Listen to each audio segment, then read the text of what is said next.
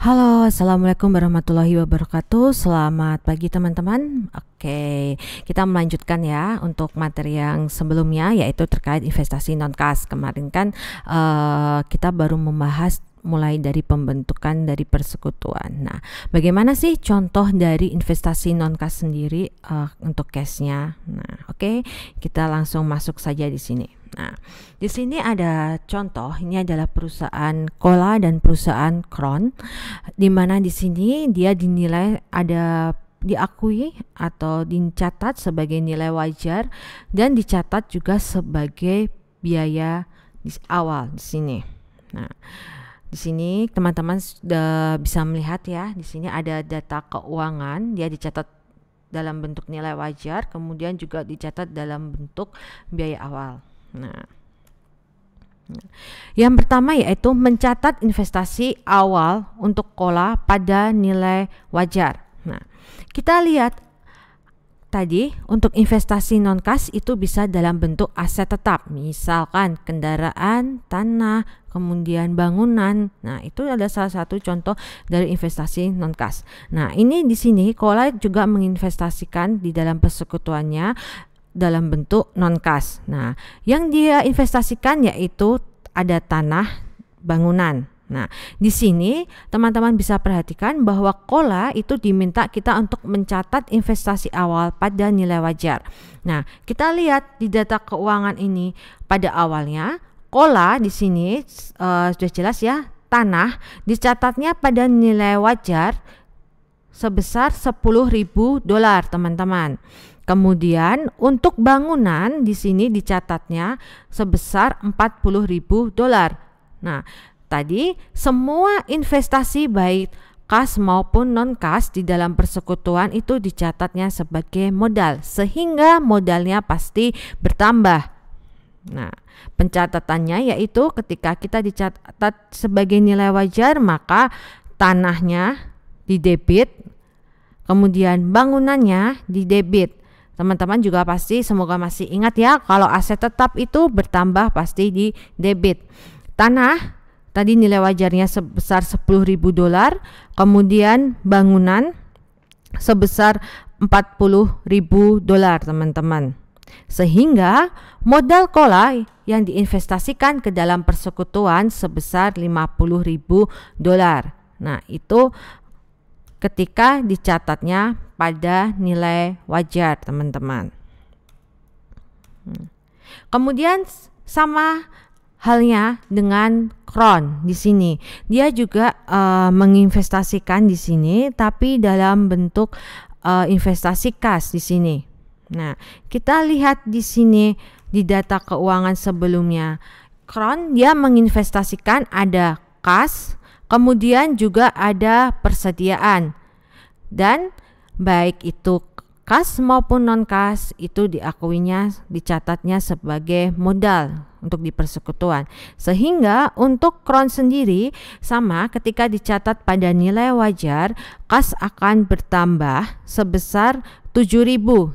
Dapat dari mana $7.000? Dari data keuangan ini, teman-teman. Teman-teman bisa lihat Crown di data keuangan ini, kas di nilai wajarnya yang diinvestasikan Crown $7.000.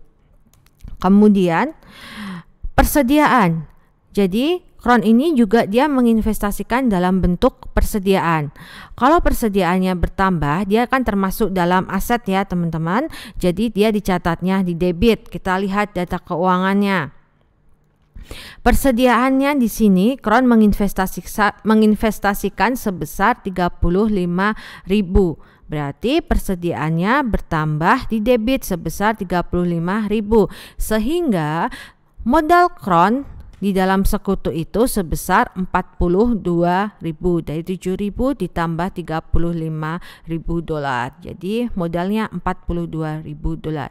Itu ketika investasi di awal Cola dan Crown ini dicatat pada nilai wajar.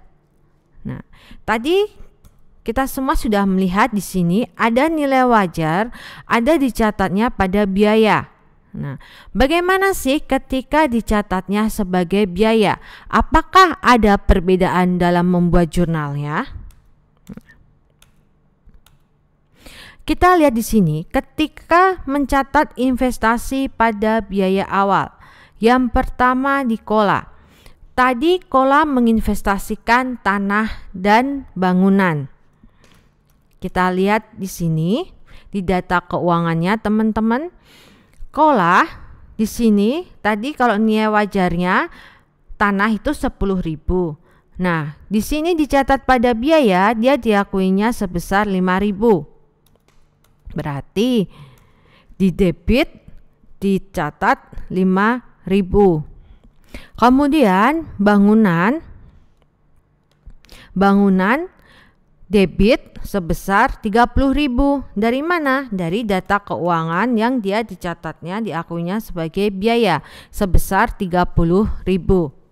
Sehingga ketika tadi investasi di awal itu dicatatnya sebagai biaya awal, maka modal Kola itu sebesar 35.000 teman-teman.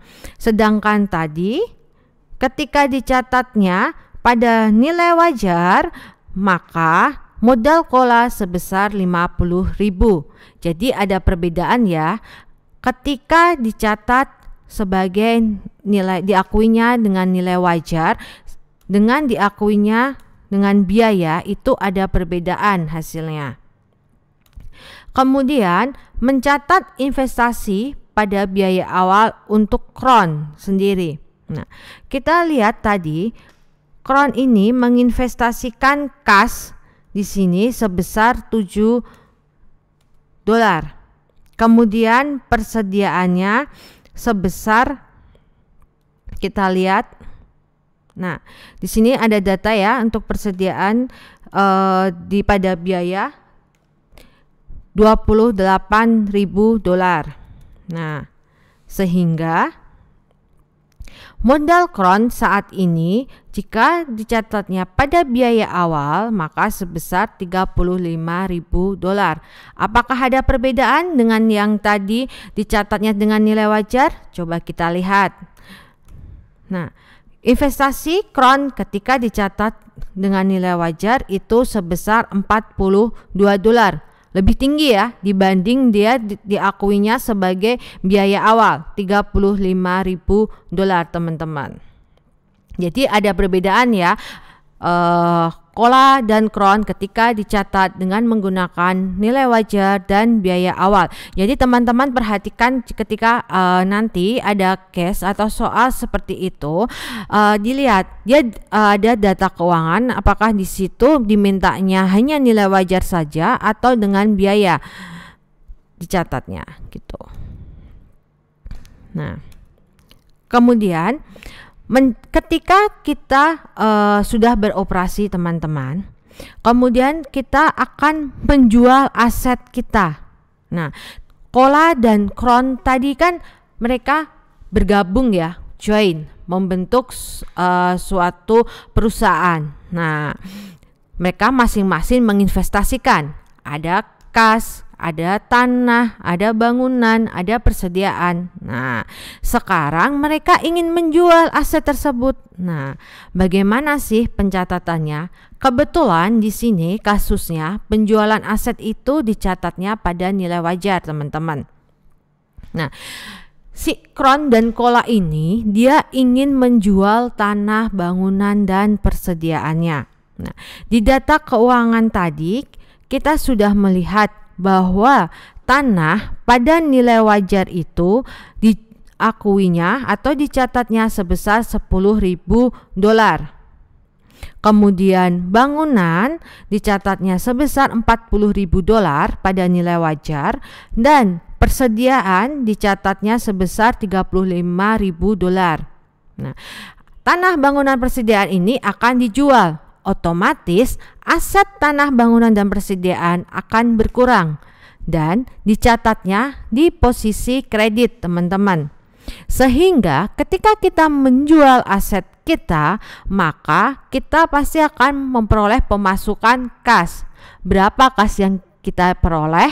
Nah, dari masing-masing ini tanah dijual $10.000, kemudian bangunan jual 40.000 dolar, berarti sudah 50.000 dolar ya, ditambah dengan persediaan yang dijual sebesar 35.000 dolar, sehingga kas hasilnya adalah 85.000 dolar. Jadi ketika dia menjual aset Cola dan Crown ini dan dicatat pada nilai wajar, akan mendapatkan kas sebesar 85.000 dolar. Nah, bagaimana ketika Cola dan Crown menjual aset, dicatatnya pada biaya awal, teman-teman. Nah, tadi kan sudah ada data keuangan ya, bahwa tanah, bangunan, persediaan. Nah, ketika dia dijual dengan diakuinya, dicatatnya sebagai biaya awal, apakah akan ada keuntungan penjualan? Kita lihat. Tanah dicatat pada biaya awal tadi sebesar 5.000 dolar yang akan dijual. Bangunan, dia tadi dicatat di awal di data keuangan, biaya awal ketika dicatatnya adalah 30.000 dolar. Padahal tadi kalau pada nilai wajar tanah aja udah 10.000, bangunan udah 40.000. Pasti akan ada keuntungan ya. Dari sini saja kita sudah bisa melihat. Kemudian persediaan dijual juga, dicatatnya pada biaya awal 28.000. Nah, ketika kita menjual tadi 5.000 tambah 30.000 udah 35.000 dolar, ditambah 28.000 dolar sudah 63.000 dolar. Nah, padahal tadi ketika kita menjual pada nilai wajar, kita mendapatkan kas sebesar 85.000 dolar. Berarti secara otomatis kita akan mendapatkan keuntungan dari penjualan aset tersebut ketika kita mengakuinya pada biaya awal. Berapa keuntungan yang kita peroleh? Berarti adalah 22.000, karena tadi dari total aset yang dijual itu cuma 63.000, dan pada nilai wajar tadi kita memperoleh kas 85.000, sehingga kita memperoleh keuntungan 22.000 sendiri, teman-teman, ketika kita menjual aset pada biaya awal. Berbeda ketika kita tadi menjual pada nilai wajar, kita tidak mencatat keuntungan penjualan karena memang tidak ada keuntungan di sini. Begitu, teman-teman. Nah, kemudian ada case lagi ketika mendistribusikan keuntungan secara merata atau 50-50, 50% untuk Cola, 50% untuk Crown berdasarkan biaya awal. Nah, tadi ketika kita melakukan penjualan aset yang dicatatnya pada biaya awal, kita memperoleh keuntungan sebesar 22.000. Ketika kita mendistribusikan, diasumsikan tadi dibagi secara merata labanya. Berarti kita mencatat di sini keuntungan penjualan itu dicatat di debit sebesar 22.000 dari transaksi sebelumnya. Kemudian kita akan membagi rata di sini keuntungannya, maka modal untuk Cola di kredit 11.000, modal untuk Crown 11.000, karena tadi diasumsikan aturannya dibagi merata 50% 50%, begitu. Nanti beda lagi, misal kalau ada asumsi dia 60% 40%, pasti bukan lagi 11.000 sudah berbeda lagi hasilnya. Tapi untuk jurnalnya sendiri, yaitu keuntungan di debit, modal Cola kredit, modal Crown kredit, itu untuk jurnal pendistribusian keuntungan tadi.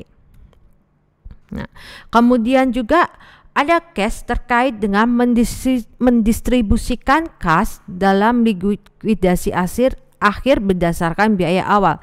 Nah, di sini diasumsikan perusahaan yang mereka bangun, bisnis yang mereka bangun itu mengalami likuidasi, teman-teman. Nah, tadi sebelumnya di sini teman-teman bisa baca ya di sini. Ini tadi ada sebuah kasus. Nah, ini ada sedikit pengantarnya. Nah, ketika mengalami likuidasi, maka modal pastinya bukan lagi di kredit teman-teman, tapi dia pasti di debit. Karena ketika kita mengalami likuidasi pasti berkurang, modal berkurang, kas berkurang, logikanya kan seperti itu ya teman-teman. Jadi modal kola di debit 46.000, modal kron di debit 46.000, kemudian kasnya sebesar 92.000 dolar. Jadi logikanya ketika kita mengalami likuidasi di dalam sebuah perusahaan, maka modal yang kita miliki, kas yang kita miliki akan berkurang semuanya. Kemudian mendistribusikan kas dalam likuidasi akhir berdasarkan nilai wajar. Nah, ini dicatatnya sama. Modal kola di debit 50.000, modal kron di debit 42.000, kasnya kredit 92.000. Itu untuk next on case ya teman-teman. Oke, untuk kasus-kasus yang lainnya, untuk penjelasan lebih mendetailnya, maka ikuti terus perkuliahan saya, podcast saya. Selamat siang, wassalamualaikum warahmatullahi wabarakatuh.